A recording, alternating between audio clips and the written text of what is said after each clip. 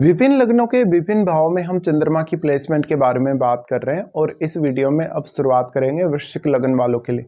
अगर आपका वृश्चिक लग्न है तो आपके चार्ट में नवम भाव को चंद्रमा रिप्रेजेंट करते हैं और मान लो आपके लगन में ही चंद्रमा स्थित हों तो वैसे तो हम नवम भाव के स्वामी का लगन में आना काफ़ी ज़्यादा अच्छा मानते हैं, लेकिन यहाँ चंद्रमा के साथ स्थिति थोड़ी डिफरेंट हो जाएगी क्योंकि चंद्रमा यहाँ नीच के हो जाएंगे। नीच के होने से अब चंद्रमा का जो प्रभाव है ज़्यादातर केस में आपको नेगेटिव ही देखने को मिलेगा।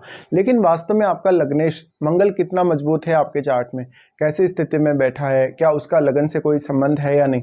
अगर मान लीजिए मंगल का संबंध लगन से नहीं है, इसके बावजूद भी आपका मंगल अगर बहुत अच्छी स्थिति में है तो ये लगन के लिए अच्छी बात है, काफ़ी पॉजिटिव बात है। बट जो नवम भाव है, नवम भाव आपका भाग्य स्थान है। भाग्य स्थान होने की वजह से अब चंद्रमा नीच के हो गए तो नवम भाव में बैठे हुए ग्रह का इंपॉर्टेंस आपके लिए काफ़ी ज़्यादा बढ़ गया चंद्रमा की तुलना में। लेकिन चंद्रमा को यहाँ अगर किसी भी अन्य ग्रह का सपोर्ट हो तो आपके लिए वो काफ़ी फेवर करेगा। इसके अलावा क्या लग्नेश का संबंध लगन से बन रहा है, दृष्टि संबंध या किसी भी तरीके से लग्नेश का संबंध भले ही लगन से बन रहा हो, तो यहाँ पे इस प्रकार से आपको देखना होगा। चंद्रमा मेनली अगर लगन में ही स्थित है तो ये ओवर थिंकिंग देंगे आपको। इसके अलावा आपको काफ़ी कन्फ्यूजन होगा जब भी आप कोई भी डिसीजन लेंगे। ऐसे जातकों का फायदा अक्सर दूसरे लोग बहुत ज़्यादा उठाएंगे क्योंकि चंद्रमा एक बहुत ही सॉफ्ट ग्रह है और चंद्रमा जब इस प्रकार से स्थित होते हैं तो जातक बहुत शॉर्ट टेम्पर्ड हो सकता है अगर लग्नेश मजबूत ना हो। लग्नेश अगर कमज़ोर है तो फिर आपको डिसीजन लेने में दिक्कतें आएंगी, आप बहुत जल्दी स्ट्रेस का शिकार हो जाएंगे, एंग्जाइटी का शिकार हो जाएंगे या मन में थोड़ा बहुत भय भी कभी कभी रह सकता है। अब जो चंद्रमा है वो डायरेक्टली आपके इमोशंस से जुड़े हैं और लगन का जो चंद्रमा होता है हमेशा वो बहुत ही ज़्यादा इमोशनल बनाता है, तो ऐसा चंद्रमा आपको बहुत ओवर इमोशनल बनाएगा। अगर चंद्रमा के साथ यहाँ सूर्य का संबंध बनता हो या बृहस्पति का संबंध बनता हो तो कुछ हद तक ये आपको काफ़ी फेवर भी करेगा।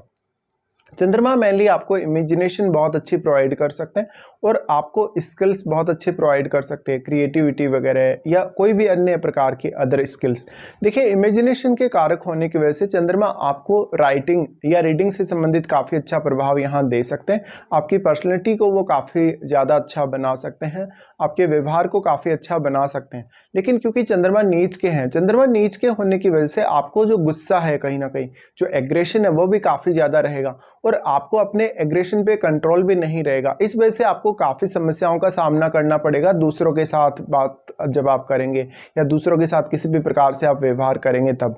चंद्रमा की इस प्लेसमेंट की वजह से अक्सर आपकी मानसिक स्थिति में और आपकी इवन शारीरिक स्थिति में लगातार कोई ना कोई उतार चढ़ाव आता रहेगा। कभी कभी आपको बहुत ज़्यादा ही एंग्जाइटी रहेगी, कभी कभी आपको बहुत ज़्यादा ही गुस्सा भी आ जाएगा। चंद्रमा यहाँ है तो आप काफ़ी शॉर्ट टेम्पर्ड होते हैं, जिससे दूसरे लोग आपके बारे में जिस भी प्रकार से बोलेंगे या आपके बारे में कोई भी बात कहेंगे तो आप बहुत जल्दी उससे प्रभावित होने वाले होंगे। ये प्रभाव आपके ऊपर गुस्से के रूप में हो सकता है, स्ट्रेस के रूप में हो सकता है या फ्रस्ट्रेशन के रूप में हो सकता है। मेनली हम वैसे चंद्रमा को लगन में स्थित होना कहीं ना कहीं अच्छा मानते हैं जब भी हम पब्लिक डीलिंग की बात करते हैं, दूसरों के साथ घुलने मिलने की बात करते हैं या कन्वर्सेशन की बात करते हैं, तो यहाँ चंद्रमा का प्रभाव भी कुछ ऐसा ही रहने वाला है नीच का होने के बावजूद भी। लेकिन वास्तव में आपके लगन को कौन कौन से ग्रह आपके चार्ट में प्रभावित कर रहे हैं ये देखना आपके लिए काफ़ी ज़्यादा जरूरी हो जाएगा। अगर आपके लगन पर सूर्य का प्रभाव है या फिर बृहस्पति का प्रभाव है तो निश्चित तौर पे चंद्रमा के रिजल्ट ज़्यादा बेहतर होंगे आपके लिए। इसके अलावा जो आपके लगन में प्लैनेट बैठा है चंद्रमा के साथ वो भी आपके लिए काफ़ी मैटर करेगा। चंद्रमा यहाँ से आपके सप्तम भाव को एस्पेक्ट कर रहे हैं। सप्तम भाव को एस्पेक्ट करने की वजह से ऐसा चंद्रमा आपके लिए पार्टनरशिप के बहुत बेहतर अवसर लाता है। मैरिड लाइफ को लेकर भी आपको शुरुआत में काफ़ी ज़्यादा चिंताएं देता है, लेकिन आपका जो रिश्ता है वो काफ़ी ज़्यादा बैलेंस्ड हो जाएगा समय के साथ साथ। ऐसा चंद्रमा शुरुआत में आपको काफ़ी ओवर इमोशनल बनाता है तो आप उतने मैच्योर भी नहीं होते, लेकिन समय के साथ साथ जैसे जैसे आपकी उम्र बढ़ती है थोड़ा आपके अंदर मैच्योरिटी आती जाएगी। अब यहाँ पे अगर लगन पर आपके सूर्य का प्रभाव हुआ, बृहस्पति का प्रभाव हुआ तो ये मैच्योरिटी आप में काफ़ी जल्दी आएगी।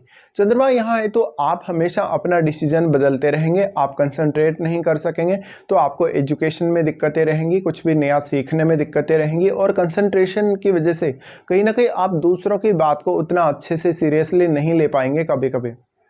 चंद्रमा की इस प्लेसमेंट की वजह से अक्सर पब्लिक डीलिंग के समय भी आपको काफ़ी सावधान रहना होगा, क्योंकि ज़्यादातर लोग आपका फ़ायदा उठाएंगे। चंद्रमा का जो एस्पेक्ट आपके सप्तम भाव पर है, सप्तम भाव यानी चंद्रमा के लिए वो उच्च का घर है अपना। अब अगर सप्तम भाव में कोई भी प्लैनेट बैठा है तो वो भी चंद्रमा पर डायरेक्टली अपना प्रभाव डाल रहा है। वैसे तो हम चंद्रमा पर जो युति का प्रभाव है वही सबसे ज़्यादा मानते हैं, लेकिन चंद्रमा क्योंकि बहुत ज़्यादा सॉफ्ट ग्रह है, ऐसे में अगर लगन पर किसी भी ग्रह की दृष्टि होगी, आपके किसी भी ग्रह का लगन पर प्रभाव होगा, तो वो प्रभाव भी काफ़ी स्ट्रांगली माना जाएगा चंद्रमा पर भी, क्योंकि चंद्रमा सॉफ्ट ग्रह होने की वजह से दूसरे ग्रह की दृष्टि से भी काफ़ी तेज़ी से प्रभावित होने वाले होंगे। ऐसे में जो भी ग्रह आपके लगन पर प्रभाव डाल रहे हैं, चाहे तो वो युति के द्वारा है, चाहे वो दृष्टि संबंध के द्वारा है, ऐसे में चंद्रमा पर उस ग्रह की जो क्वालिटीज़ हैं उनका प्रभाव काफ़ी स्ट्रांगली पड़ेगा।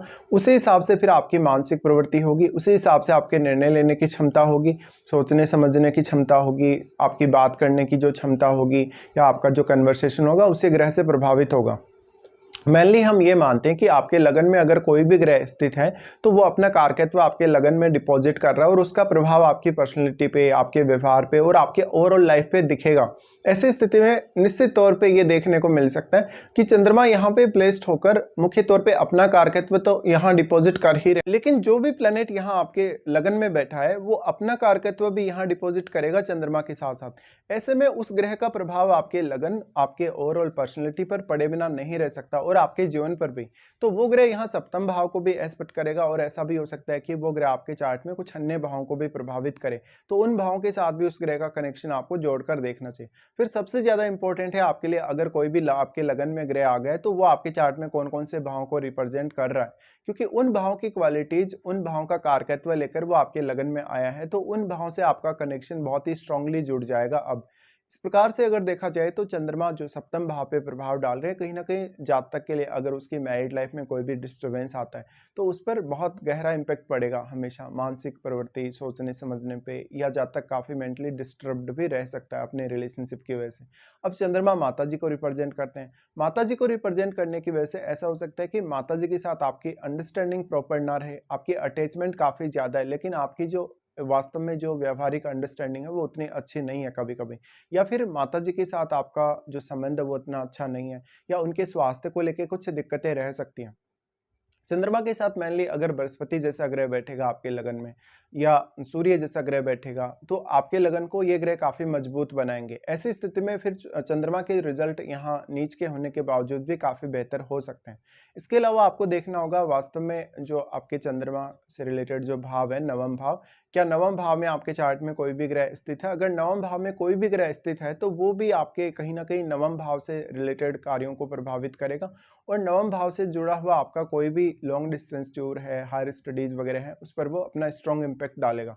ऐसे में उस ग्रह को भी आपको इग्नोर नहीं करना चाहिए और साथ में आपको अपनी महादशा पर भी विचार अवश्य कर लेना चाहिए। मान लीजिए आपको चंद्रमा की महादशा है तो चंद्रमा की महादशा में ये सारे के सारे जो इम्पैक्ट हैं आपको काफी स्ट्रांगली देखने को मिलेंगे। अदरवाइज मान लो आपको चंद्रमा की महादशा नहीं भी है तो आपको चंद्रमा के साथ बैठे हुए ग्रह की भी महादशा हो सकती है और उस दशा में भी चंद्रमा के ये सारे के सारे प्रभाव आपको देखने को मिलेंगे।